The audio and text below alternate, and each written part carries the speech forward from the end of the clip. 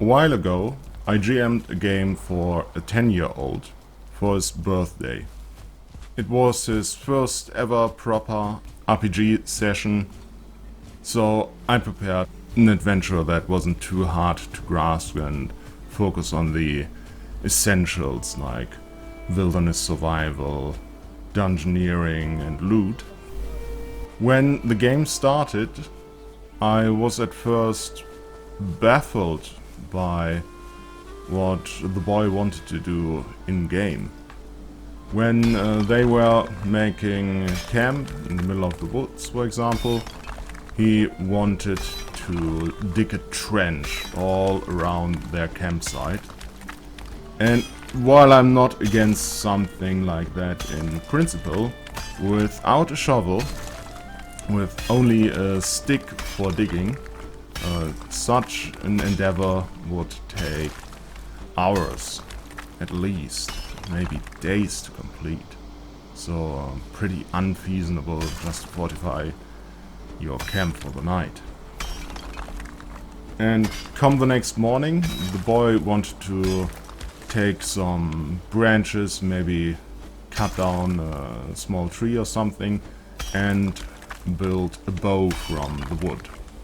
Again, I'm not against making bows in principle, but you need proper cured wood and tools to make a bow that has any practical use.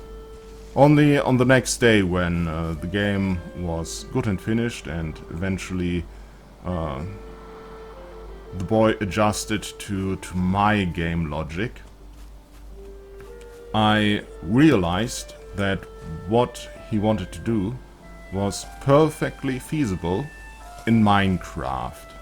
In a sandbox survival game like Minecraft, it's very easy and very fast to chop down trees, dig trenches, dig holes in the ground, and build houses. Only takes a few minutes, takes a few hours if you really get into it.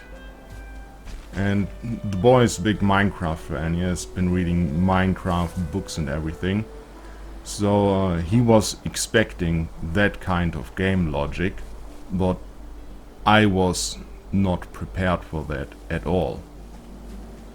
I don't think there's anything fundamentally wrong with Minecraft logic, but you would need a GM who has actually played Minecraft and knows what he's doing. And I haven't.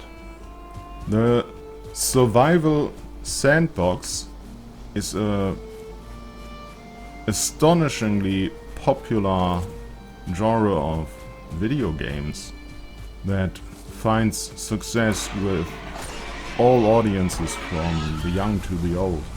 And I was wondering, what is the appeal of this kind of game? I've played a bit of survival sandbox in my time as well, like Conan Exiles or the on-screen Valheim. But I've never really gotten into it to a point where I would spend hundreds of hours in this virtual world. But I think I can see the appeal.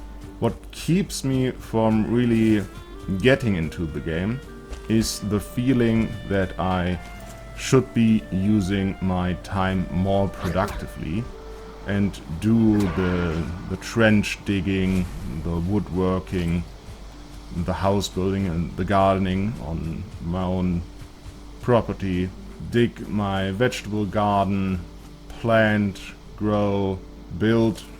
All of these I could be doing in real life. And I enjoy doing them in real life. But all of these things take a lot of skill, effort, and oftentimes money to see them completed in the real world. And while I find that immensely satisfying, you get the same kind of satisfaction, but with much less investment of time, skill and money in a survival sandbox. Also, many people are not as fortunate as I am and can actually do this in real life. They don't have a backyard, they can't dig trenches, they can't raise vegetables, they can't build stuff for their own house. They live in a tiny overpriced apartment and can't really do anything to that.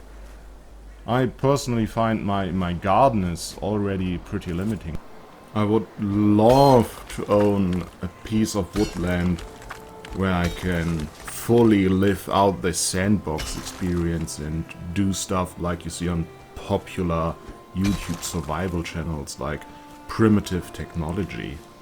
So for many people these kind of survival sandbox games is the only place where they can live out this experience of surviving, of creating, of building. My theory is that this kind of work, this kind of productive work, taking stuff from the natural world, from the environment, and use them to build stuff, to build tools, weapons, armor, to build houses and castles, to make the world your garden, is something that is very fundamental to us as human beings. In evolution terms, until very recently, that is what the majority of human labor did. There's something deeply satisfying of seeing the results of your work, of your hard labor in the physical world, of seeing a house grow, of seeing vegetables grow, of making tools and objects. And we humans like that on an instinctual level. It comes more natural to us than office work. When you ask a little child who's into constructions what he wants to be Bob Builder. He doesn't want to be an architect and just do the work in a dusty office. And no, what we instinctually want is this hands-on experience. But it's harder and harder to get in the real world. And even when we can get it, it's a lot of effort required to build anything, to raise anything and get this satisfaction. This is, I think, the appeal of these survival sandboxes, that you can act out your Stone Age fantasies and do it in a reasonable time. They allow anyone to satisfy this desire to build and create. Now we can of course use this in a pen and paper RPG. After all, our imagination is the only limit. Many games have these survival aspects. You need to manage food, water, shelter, light when you go out and do adventuring. Not many games do this crafting and building aspect. In a normal fantasy campaign you don't need mechanics to build houses and castles and craft equipment, but that can of course be part of your campaign. I think the Forbidden Lands strikes a good compromise here, of having rules that are just complicated enough so they can handle the survival, crafting and construction of player homes, of player-owned castles. And all of this will actually give them an in-game benefit. Will be something they aspire to have, aspire to do. If you like this concept, if you want to put more of it into your game, you can take inspiration from these survival sandbox computer games like Valheim. First, you have to give the players an incentive to build a player home and to craft their own equipment. So they should get some kind of bonus for doing so. Maybe a small attribute bonus, hit point bonus, inspiration, bonus experience if they rest in their own home before going adventuring. And these boni could be dependent on what facilities you have in your home. Do you have a nice kitchen? Do you have a workshop? Do you have stables for your horses? How good is the food you have access to? Access to good food, rare plants in your garden, maybe an alchemy workshop so you can craft potions on your own. And all of this should also play back into the adventuring. So your players who own this great castle still want to go out in the world and explore and do heroic stuff.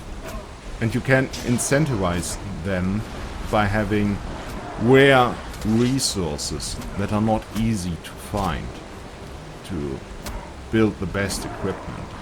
In Valheim it's already hard enough to find copper and tin to craft bronze weapons. Iron is even harder. But in your standard medieval fantasy setting, access to common grade materials such as bronze, iron, leather is usually not restricted, and there will be a blacksmith in every town, and only the most high-end quality equipment like two-handed swords, repeating crossbows, plate armor will have limited access to them. Maybe you only can get them in a big city if you put enough money in. But generally, you can just go out and buy this stuff. But that doesn't mean you can't incentivize your players with rare equipment. We have fantasy materials after all. Something like mithril, adamantium, black stone could be used to incentivize the players to explore lost dwarven ruins. Maybe it even feeds back into the plot. Big evil bad guy is a kind of demon that is only vulnerable to moon silver, so they have to go and find this moon silver, and then they have to find a method of working this moon silver.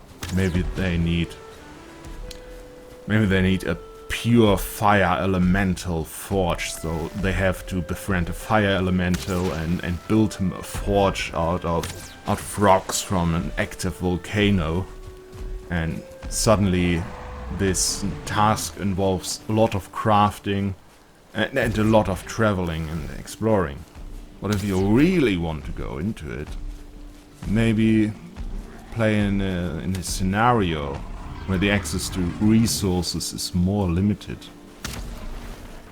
Something like Athos from Dark Sun, where even common metal is actually very uncommon, and weapons and armor are made out of bones and chitin, and basically the carcasses of whatever creature you manage to defeat.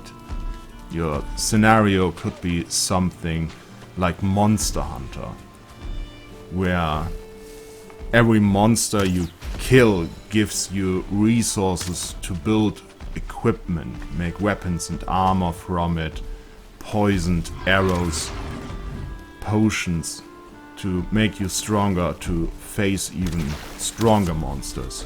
I have a very fond memory of a survival adventure where we were up in the most northern regions and were really struggling with our equipment breaking and running low on resources.